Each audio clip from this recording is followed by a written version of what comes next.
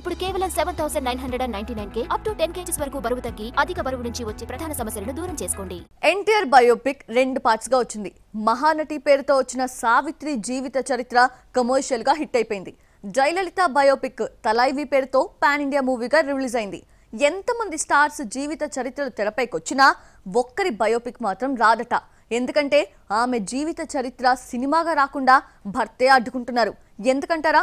ఇంతకీ ఆ హీరోయిన్ ఎవరో చూద్దామా? ఇండియన్ సిల్వర్ స్క్రీన్ పై ఓ వెలుగు వెలిగిన తారా శ్రీదేవి తెలుగు, హిందీ సినిమాలను కొన్నేళ్ల పాటు శాసించింది. అందం అంటే శ్రీదేవి, శ్రీదేవి అంటే అందం. ఈ అతిలోక సుందరి బయోపిక్ వస్తే చూడాలని అభిమానులే కాదు, ఈ జనరేషన్ కూడా వెయిట్ చేస్తున్నా ఆ ఛాన్స్ లేదు. బోనీ కపూర్ ను పెళ్లి చేసుకున్నాక యాక్టింగ్ కు దూరమైన శ్రీదేవి ఇంగ్లీష్ మూవీతో సెకండ్ ఇన్నింగ్స్ స్టార్ట్ చేసింది. ముందు ఈ రోల్కు ఐశ్వర్యారాయ్ను అనుకుంటే మిస్ వరల్డ్కు ఇంగ్లీష్ రాని పాత్ర సరికాదని, శ్రీదేవి అయితే సరిపోతుందని బోనీ దర్శక నిర్మాతలకు చెప్పడంతో వీళ్లు కూడా అంగీకరించారు. హౌస్ వైఫ్ రోల్లో శ్రీదేవి జీవించేసింది.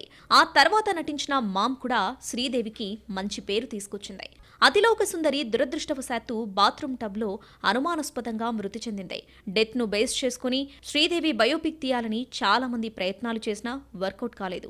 శ్రీదేవి బయోపిక్ పై వస్తున్న వార్తలను బోనీ కపూర్ ఖండించారు. ఆయన ఒక నిర్మాతగా రూపొందిన మైదాన్ ఈవెంట్లో శ్రీదేవి జీవిత చరిత్రపై స్పందిస్తూ తాను బతికుండగా బయోపిక్ కు అనుమతి ఇవ్వనని తేల్చేశాడు.